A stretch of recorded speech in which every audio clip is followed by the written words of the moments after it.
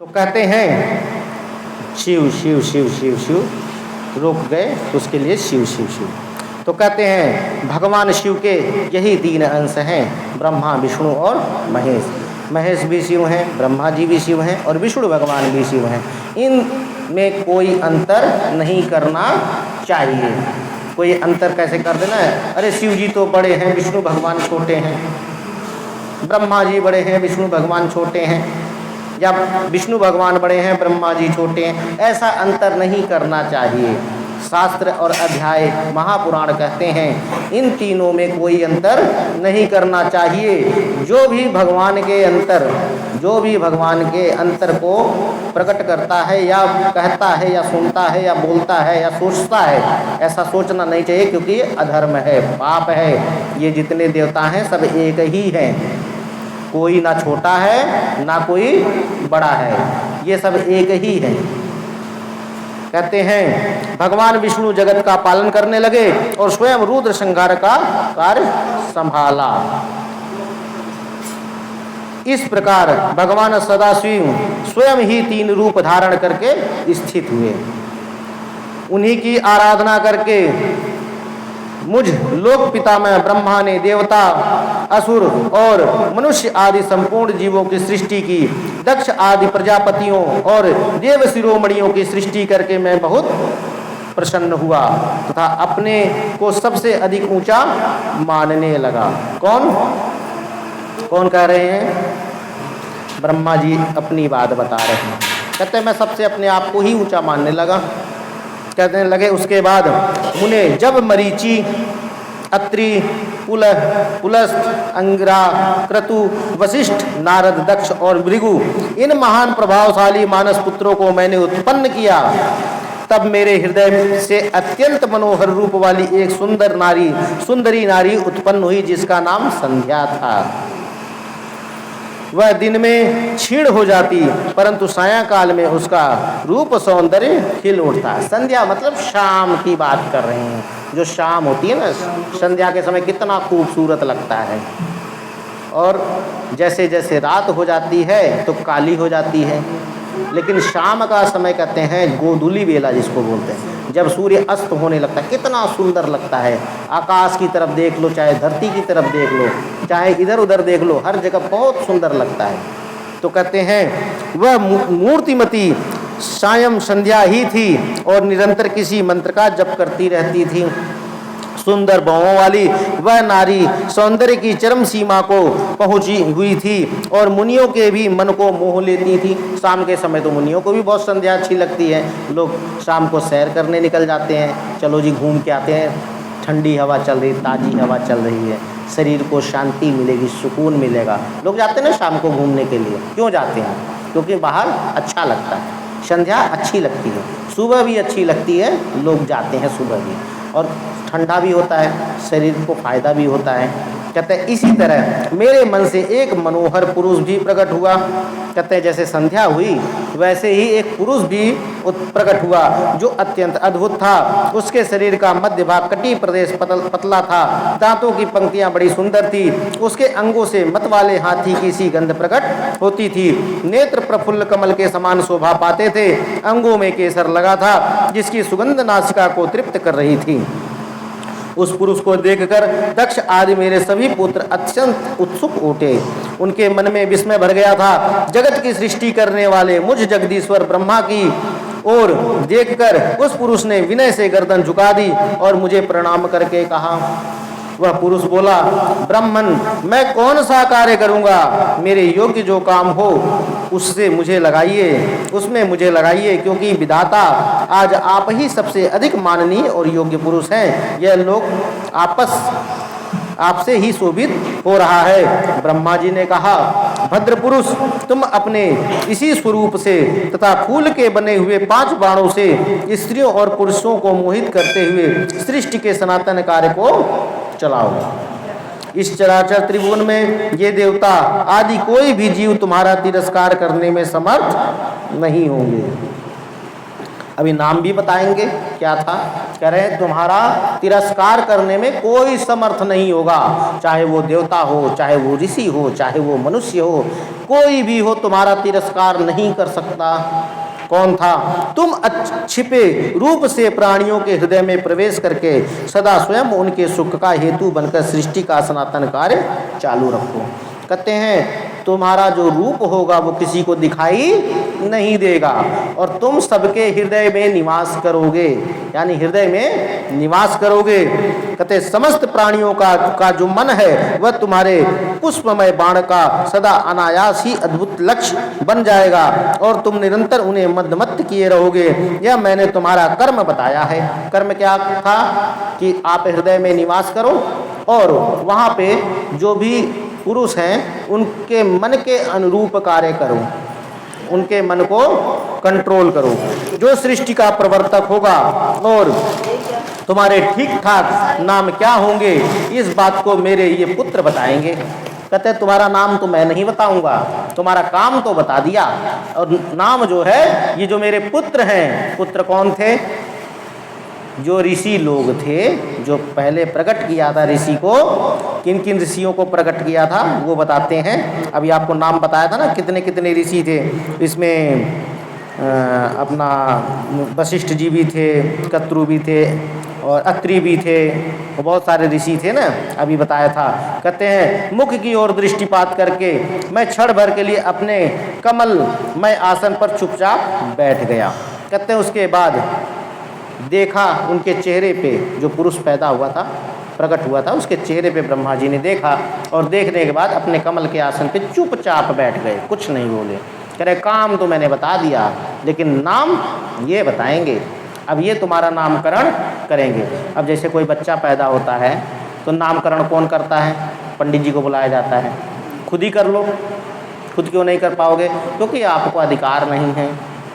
ब्रह्मा जी ने सबको सबका कार्य सौंपा हुआ है, किसको क्या काम करना है। जो कार्य जिसको बोला गया वही करो, फायदे में रहोगे। कायदे में रहोगे तो फायदे में रहोगे, तो इसलिए कायदे से रहो। उसके बाद कहते हैं इति अध्याय पहला और दूसरा रुद्र संहिता का सृष्टि खंड का, रुद्र संहिता के द्वितीय सती खंड का ये पहला और दूसरा अध्याय संपूर्ण हुआ।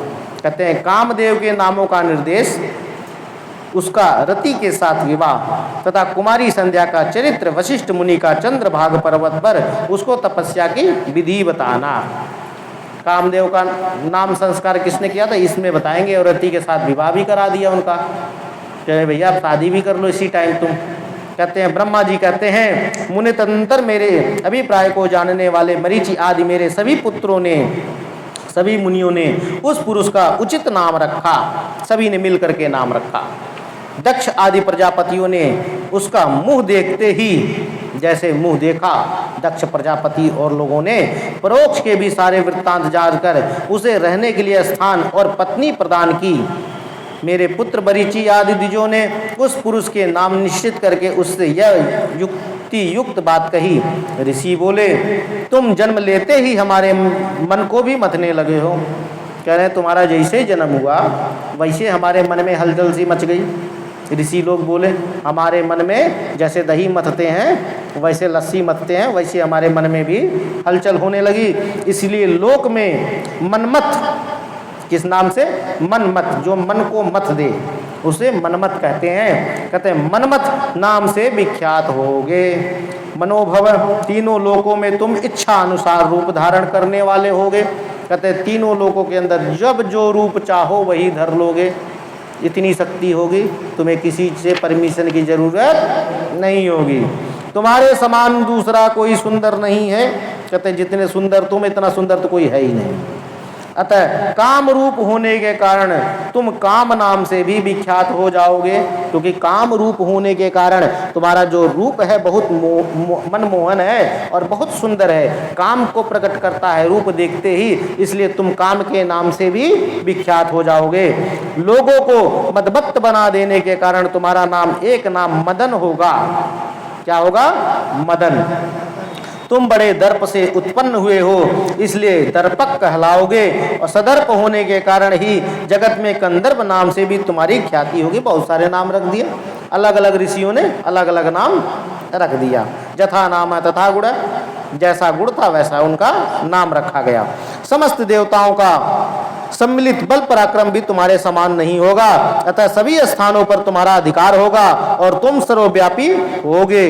कहते हैं सभी देवताओं में उतना दम नहीं होगा जितना तुम्हारे अकेले में होगा, और तुम सर्वव्यापी हो जाओगे, सब जगह रह लोगे, तुम्हें कोई मना नहीं कर पाएगा।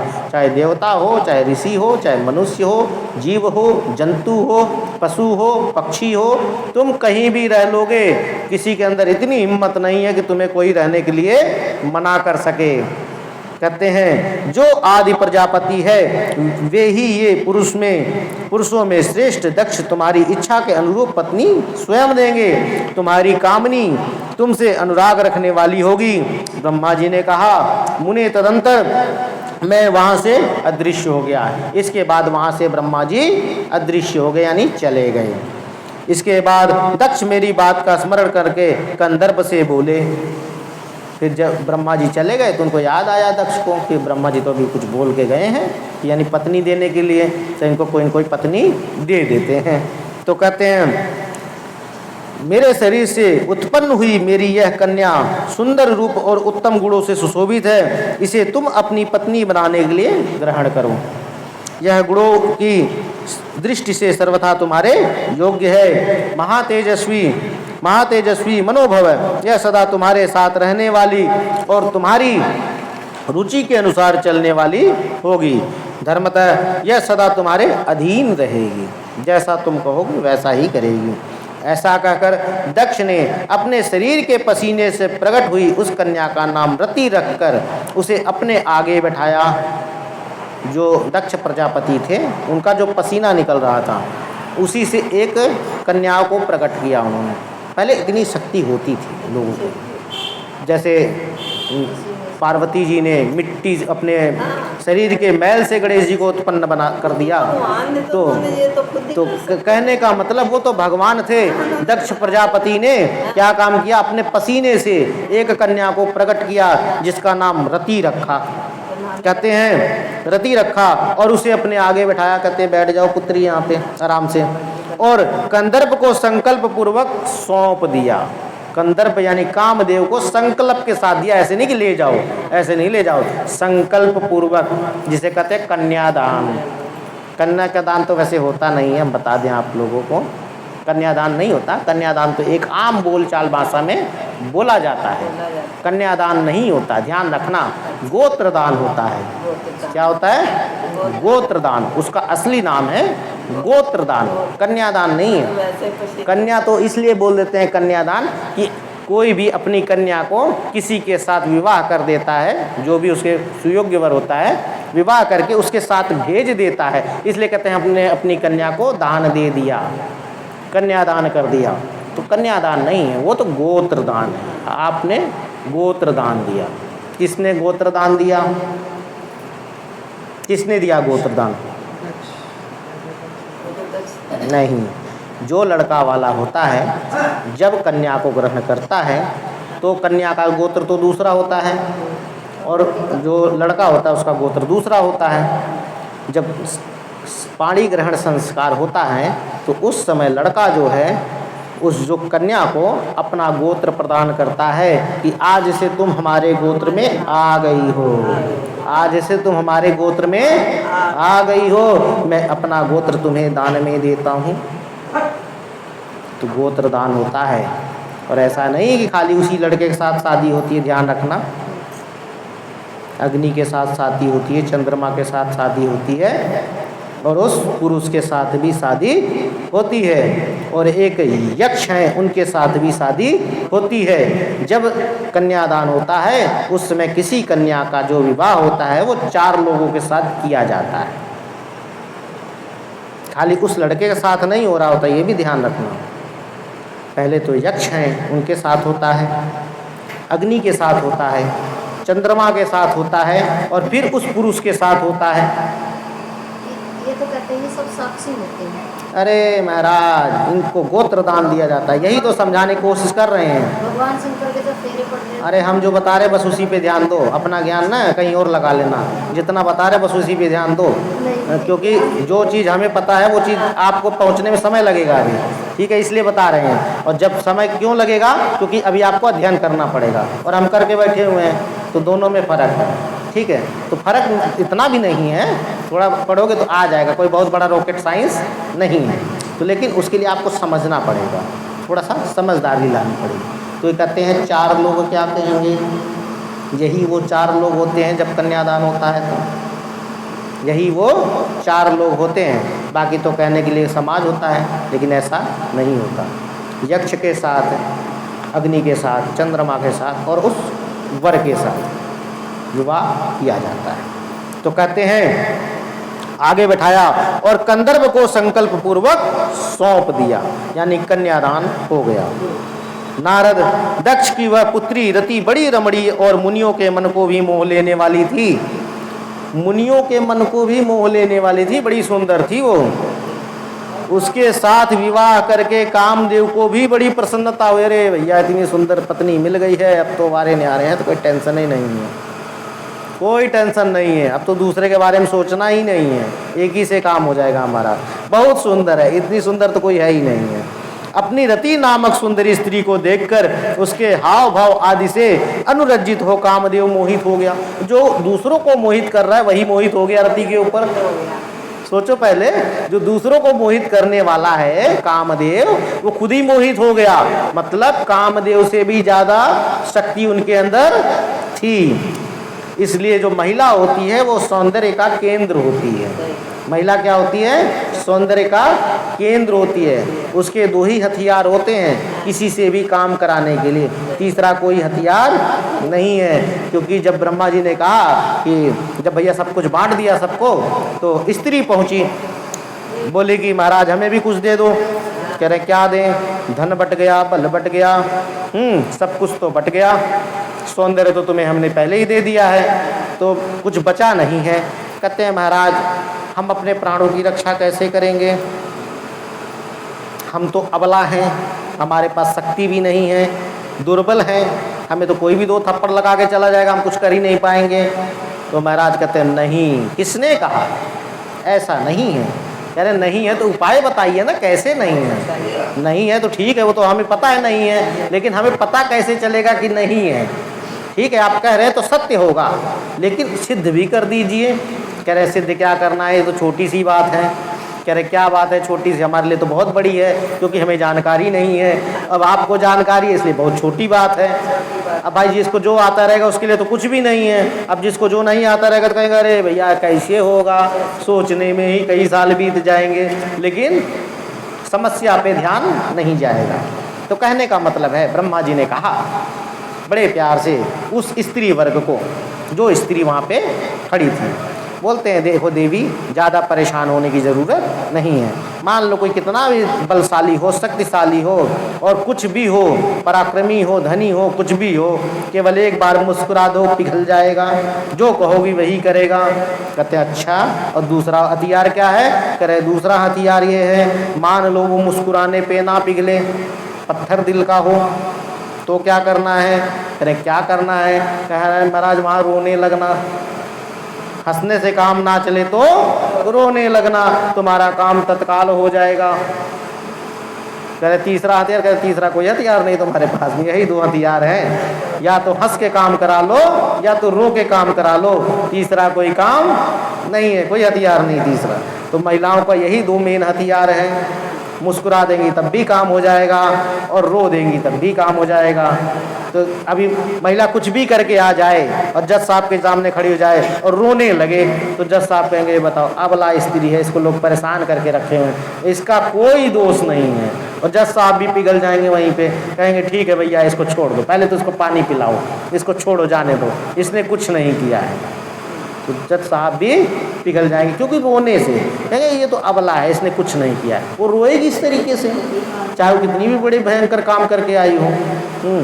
और मान लो वकील साहब के पास गई, वकील साहब कहते हैं पैसा 50,000 लगेंगे फीस। वकील साहब पैसा तो नहीं है हमारे पास में, और मुस्कुरा देगी। वकील साहब कहेंगे ओहो ठीक है हम तुम्हारा केस ऐसे ही लड़ देंगे, ठीक है, तो 50,000 भी नहीं मांगेंगे, ऐसे ही केस लड़ देंगे। तो बात समझ आ गई ना आप लोगों को। कहते हैं तात वो भी मोहित हो गए कामदेव रति के ऊपर, जो सबको मुंह में डालने वाले थे। लगा कहते हैं तात उस समय बड़ा भारी उत्सव होने लगा। कहते हैं जो सबके सुख को बढ़ाने वाला था। प्रजापति दक्ष इस बात को सोचकर बड़े प्रसन्न थे कि मेरी पुत्री का विवाह से सुखी हैं। कहते हैं मेरी जो पुत्री है इस विवाह से बहुत सुखी है, बहुत प्रसन्न हुए दक्ष प्रजापति। कामदेव को भी बड़ा सुख मिला। कहते ऐसी स्त्री तो जिंदगी में दोबारा नहीं मिलेगी, तो मैं तो आज धन्य धन्य हो गया, पहली बार में ही इतनी सुंदर स्त्री मिल गई। तो पहले तो बहुत होती थी ना एक एक के पास में, तो ऐसा थोड़ी ना कि एक शादी हो गई तो हो गया काम, ना ना ना, बहुत होती थी, जितनी चाहती थी उतने कर लेते थे। उसके सारे दुख दूर हो गए।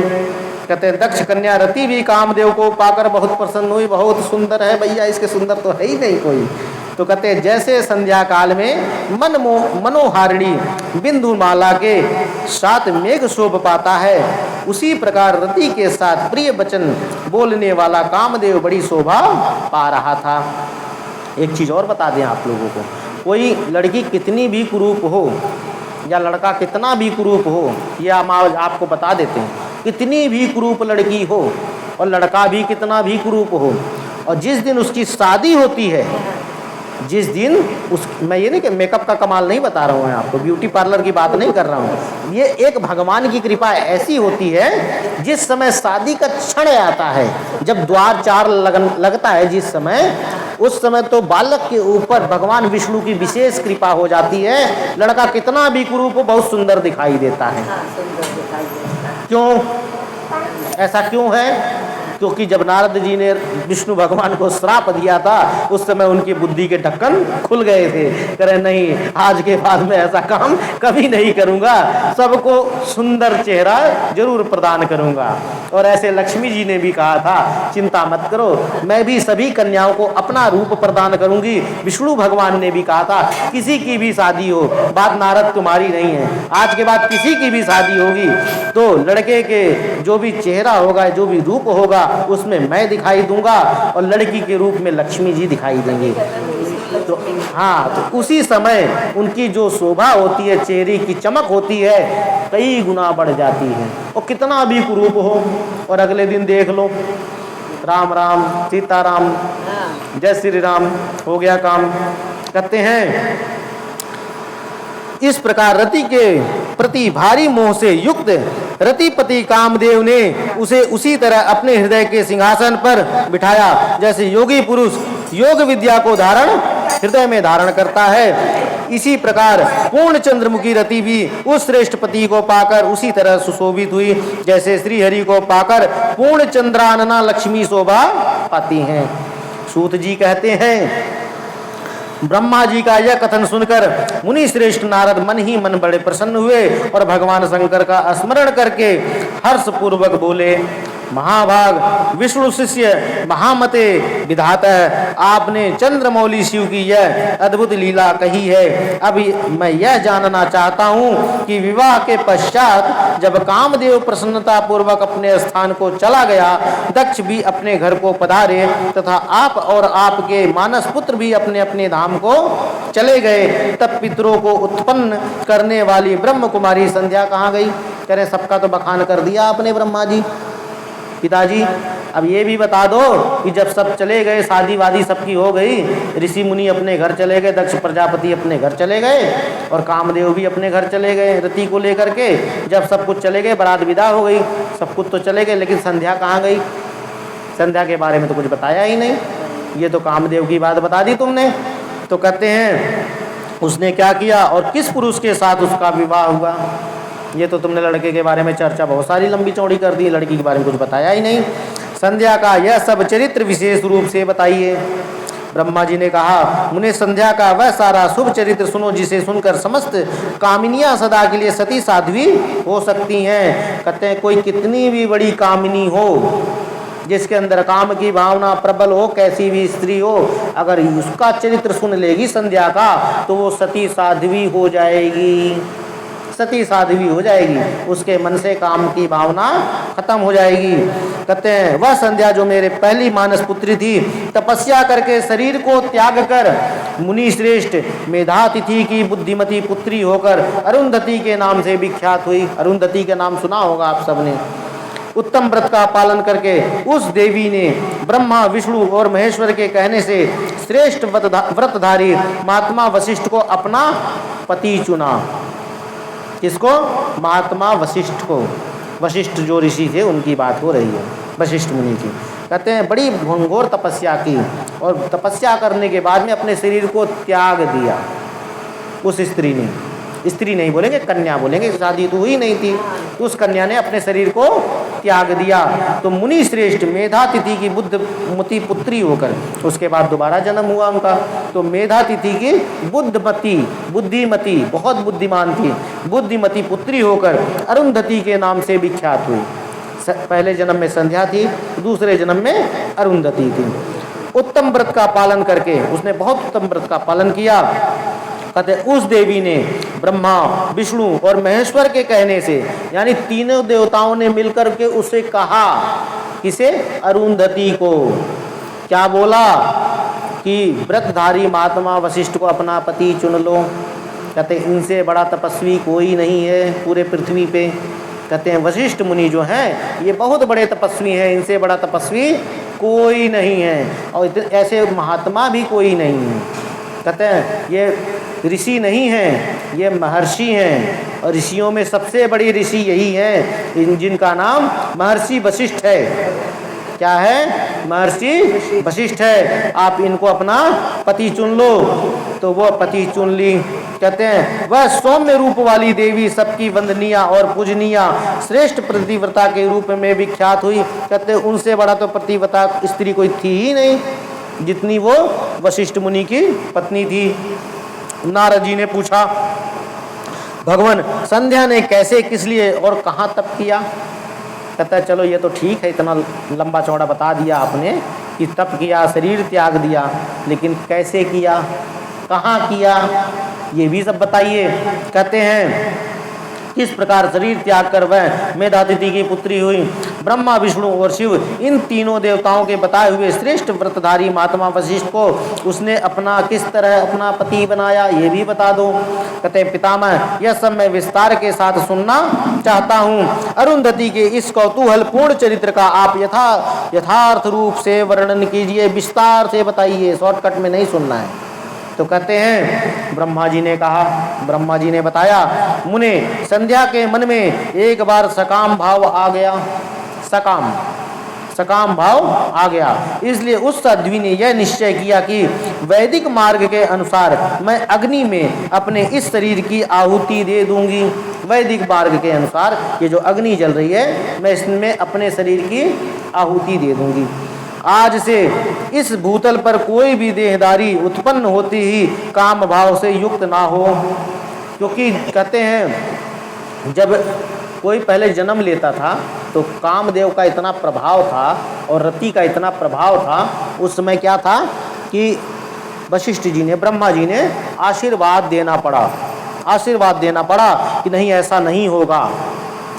क्योंकि पहले जब कोई भी बच्ची उत्पन्न होती थी या बच्चा उत्पन्न होता था, जैसे पैदा होता था उसके मन में काम की भावना उत्पन्न हो जाती थी पैदा होते ही। अब तो कुछ भी नहीं है, अब तो बच्चे कुछ जानते ही नहीं। पहले पैदा होते ही काम की भावना उत्पन्न हो जाती थी। कहते हैं आज से इस भूतल पर कोई भी देहधारी उत्पन्न होते ही काम भावना से युक्त ना हो।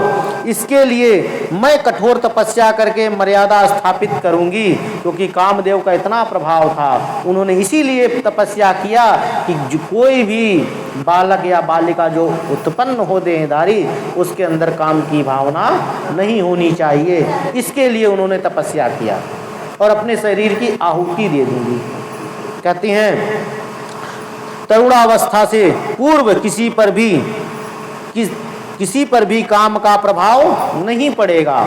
तरुणावस्था से पहले किसी को प्रभाव नहीं पड़ेगा, यानी 10-12 साल के बाद ही कुछ होगा तो होगा, उससे पहले किसी को कुछ नहीं होगा। ऐसी सीमा निर्धारित करूंगी, एक सीमा निर्धारित करूंगी, कामदेव तुम्हारी इतनी हिम्मत नहीं पड़ेगी कि किसी तुम बालक या बालिका के अंदर प्रवेश कर जाओ।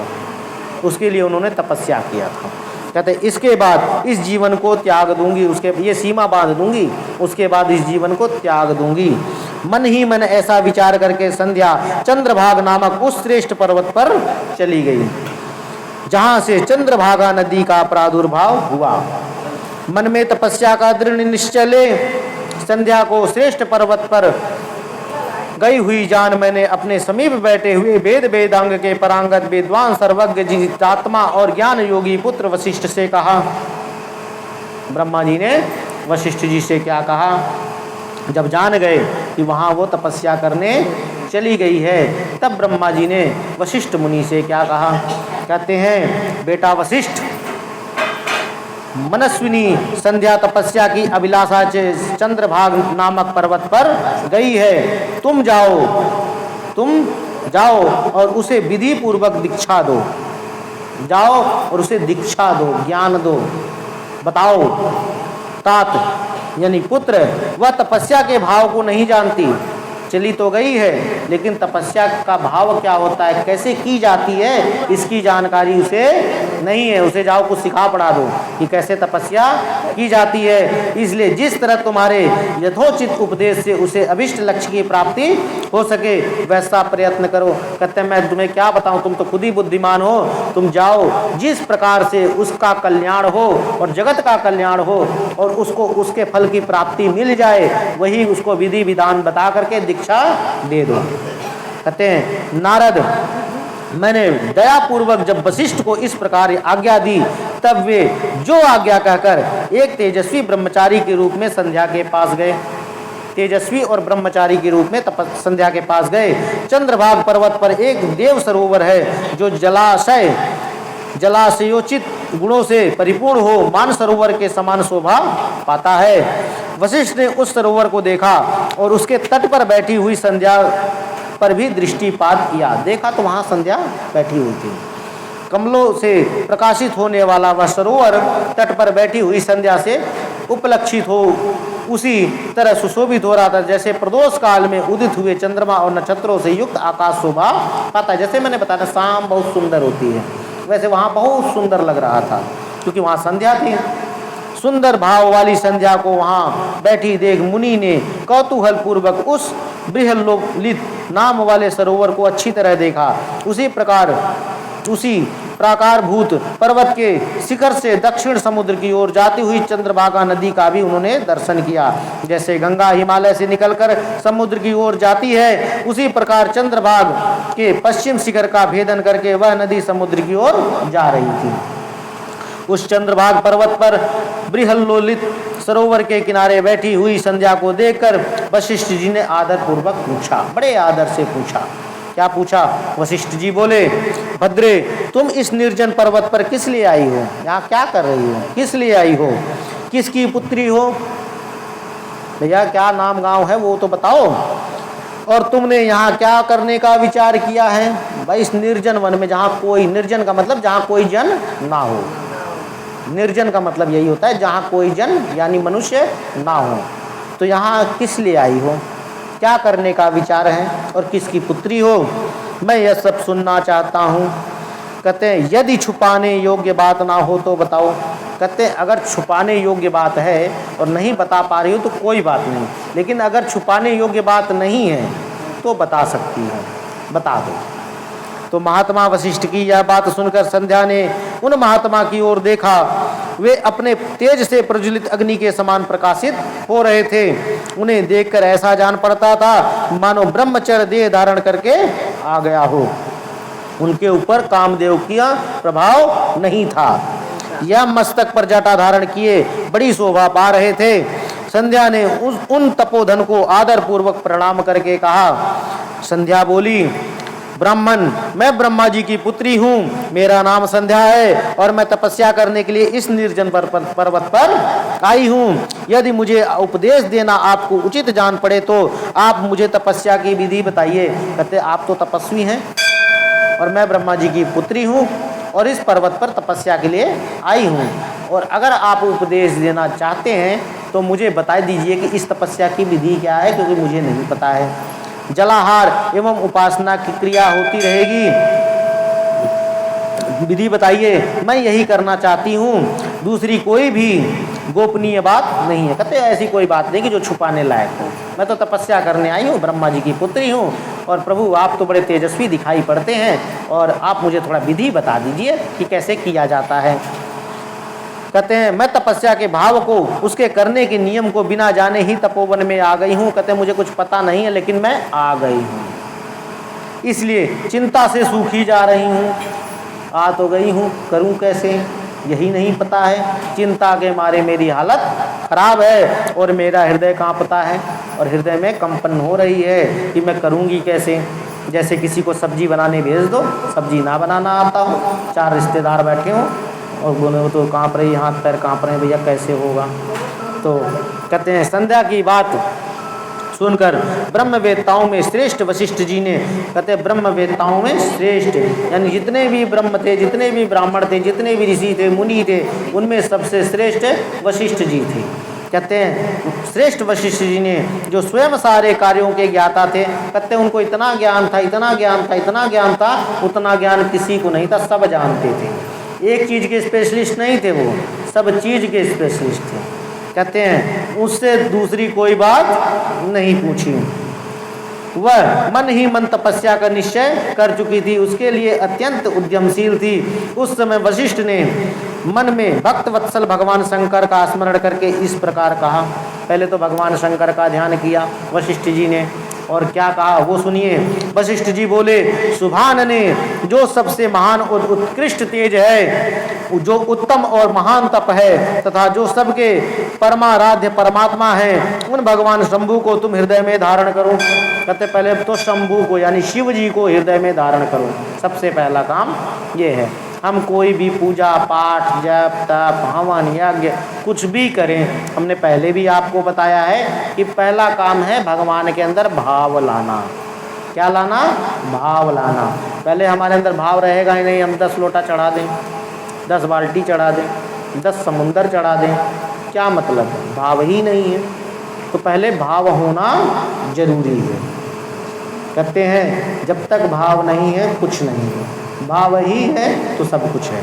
कहते हैं जो अकेले ही धर्म अर्थ काम और मोक्ष के आदि कारण हैं, उन त्रिलोकी के आदि अष्टत्रा अद्वितीय पुरुषोत्तम शिव का भजन करो। कहते पहले तो भाव लाओ मन में, उनको धारण कर लो, उसके बाद प्रभु का भजन करो। भजन भी करना जरूरी है। आगे बताए जाने वाले मंत्र से देवेश्वर शंभु की आराधना करो। इसके बाद जो मैं मंत्र बताऊंगा उससे प्रभु की आराधना करो, यानी तपस्या करो।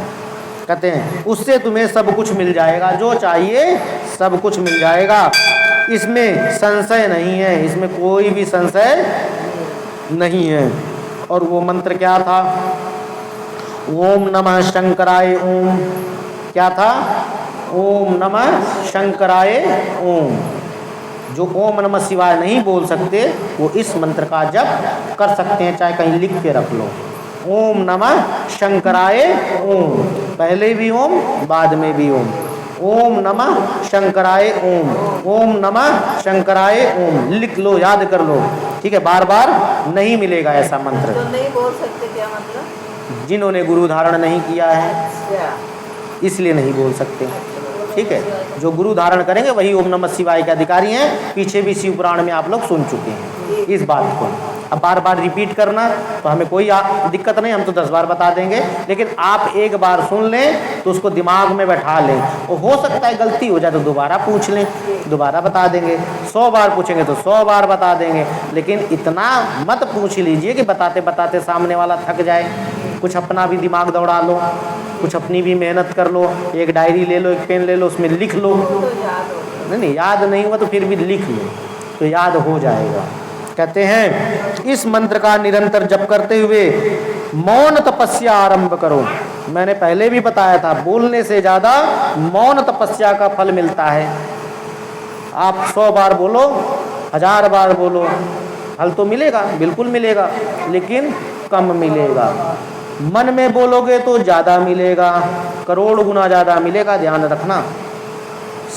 1 करोड़ बार शिव शिव बोलो, 1 करोड़ बार तो बोल करके तो कितना फल मिलेगा? 1 लाख बार का, 1 लाख बार का फल मिलेगा। और 1 लाख बार शिव शिव बोलो मन में, तो आपको